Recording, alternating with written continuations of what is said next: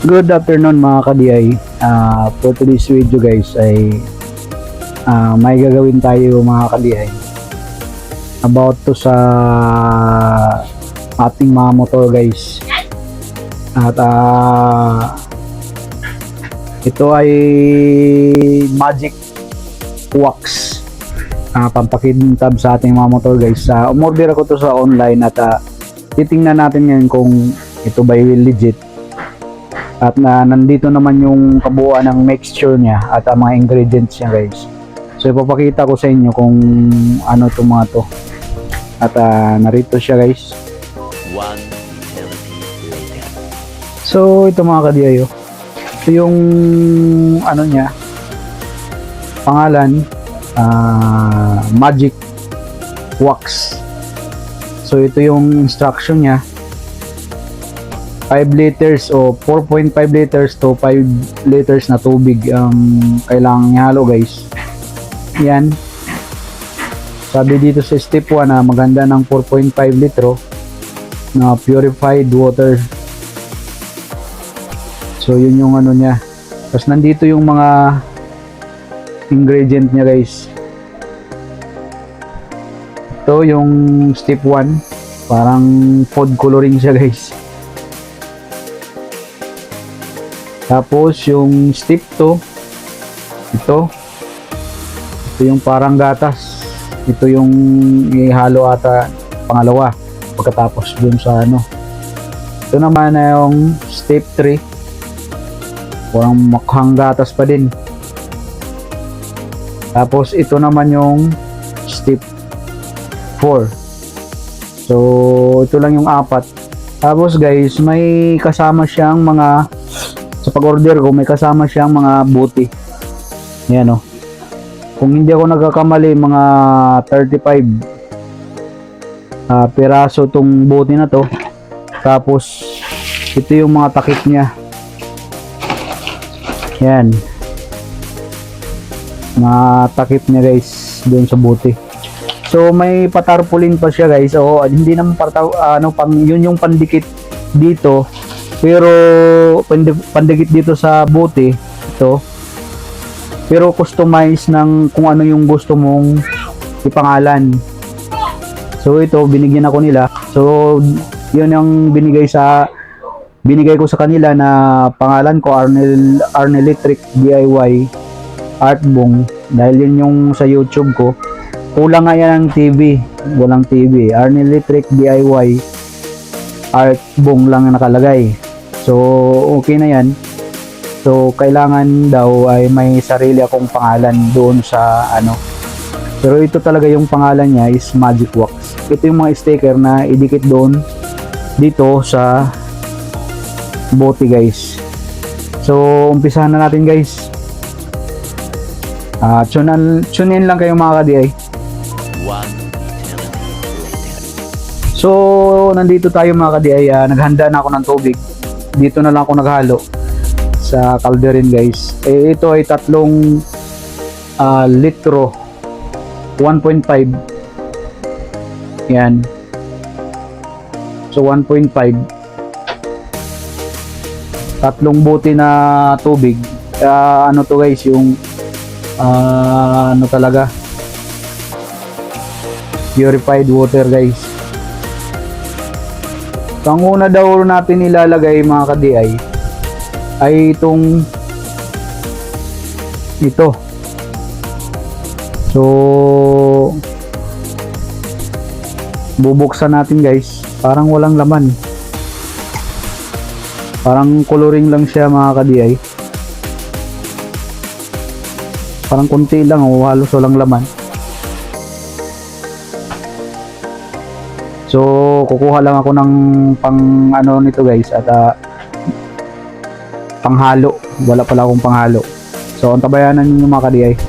One eternity later. So ito mga ka-DI, ito yung step number 1 na food coloring. So ilagay natin dito mga ka-DI.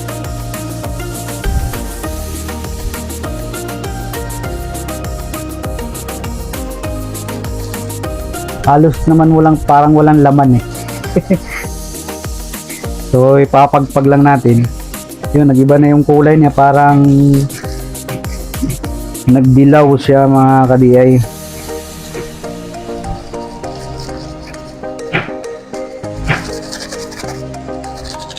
So wala nang laman.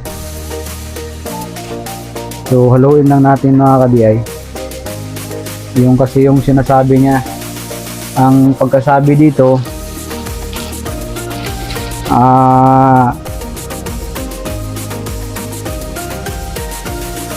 maghanda ng 4.5 litro na purified water at ibuhos sa container ang may 5 litrong capacity. Itong ganito. So pangalawa, ibuhos ang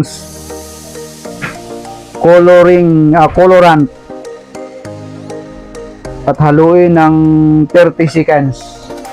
So haluin natin guys ng mga 30 seconds.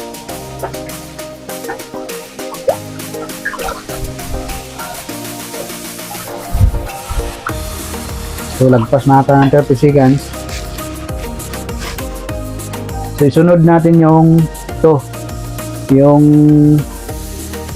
step 2. Ito mga ka-DI. So ang sabi dito, isunod pagbuhos ang step 2 chemical na haluin ng mabuti 3 to 5 minutes. Matagal-tagal pala ito na haluan guys.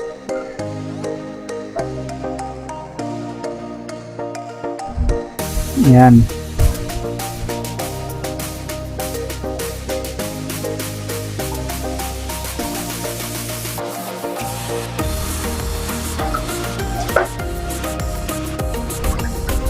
Three to 5 minutes ang paghalo nito mga ka-DI. So medyo mangawi tayo guys.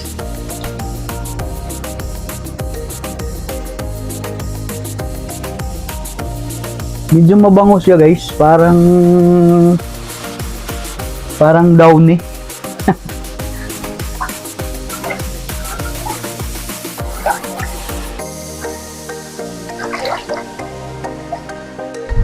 So haluin natin with 5 minutes.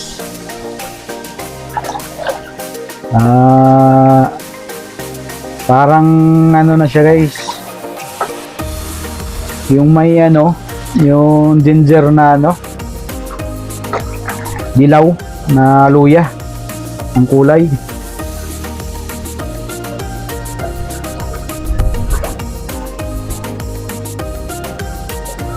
Ang bango. Ang bango niya.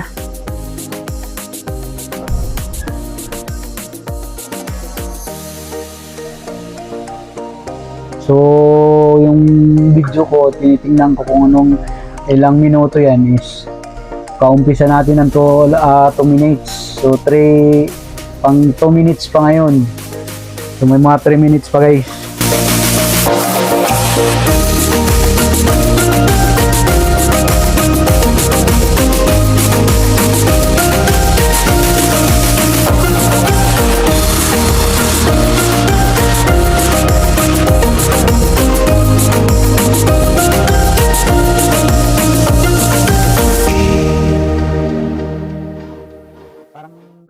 One eternity later.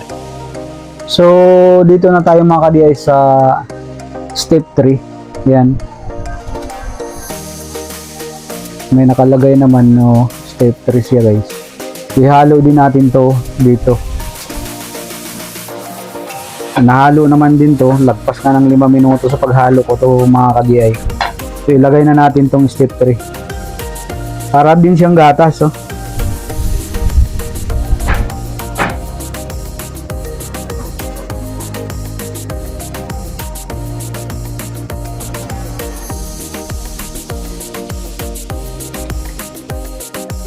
So, yun, ilagay na natin. So, haluin natin siya.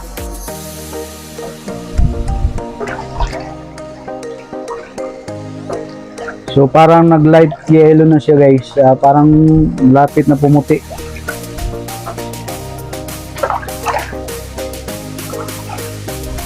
Ang instruction nito, haluin daw ng maayos hanggang lumapot.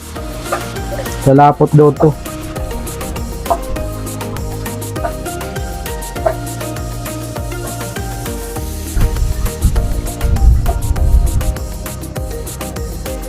Kasama din pala yung step 4 na ano.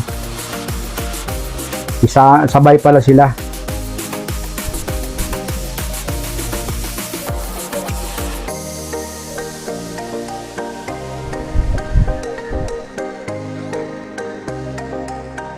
So, haluin hanggang lumapot daw siya.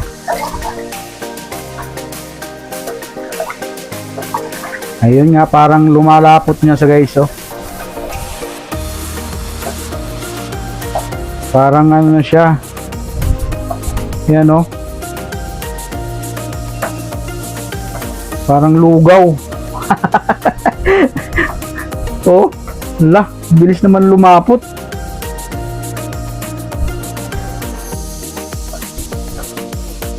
Tumigas.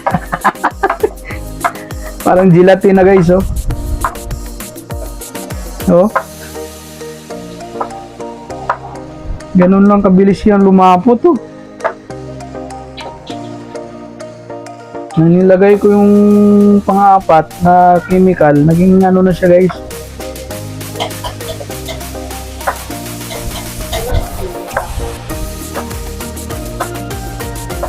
Oh, ang bilis niya lumapot. Pero hanggang dito lang siguro to. Parang ganito siya, oh. Yan, oh.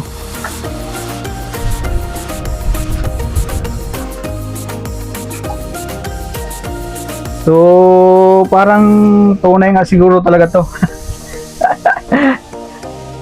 Oh. Parang sarap tingnan, sarap kainin o higupin. Akala mo ano eh, pagkain eh.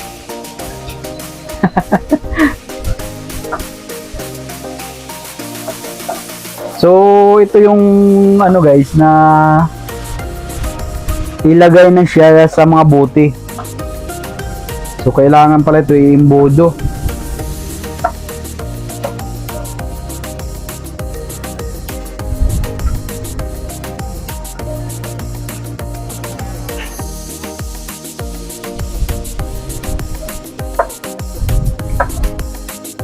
So, yan guys. Ano na siya? Yung malapot na siya guys. So, antabayanan nyo at kukuha lang ako ng imbodo para ilagay ko na guys sa bote. 1 eternity later. Ito mga ka-DI, lagay na natin. So, gagamit tayo ng imbodo guys.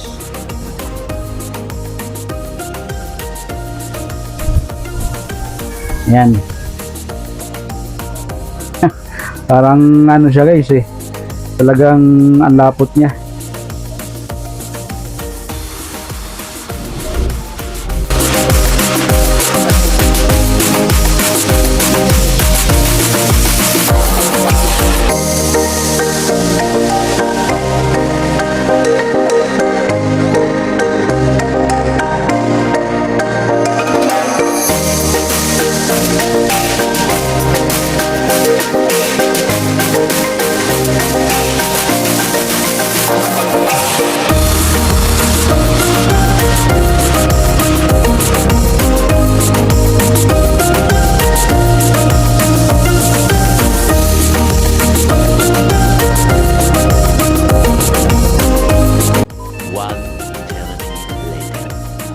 Ayan mga ka-DI, natapos ko na paglagay. Lagyan na natin ng takip guys sa isa. Ayan.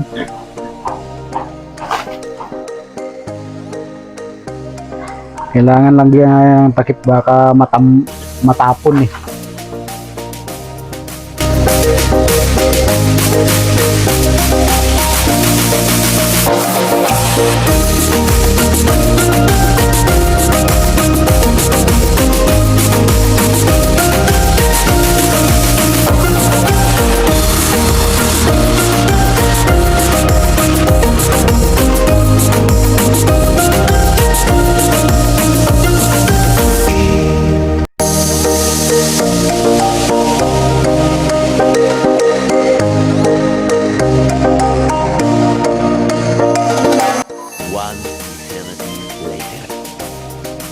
So mga ka-DI, natapos ko na paglagay ng takip. Nilagay ko na yung sticker.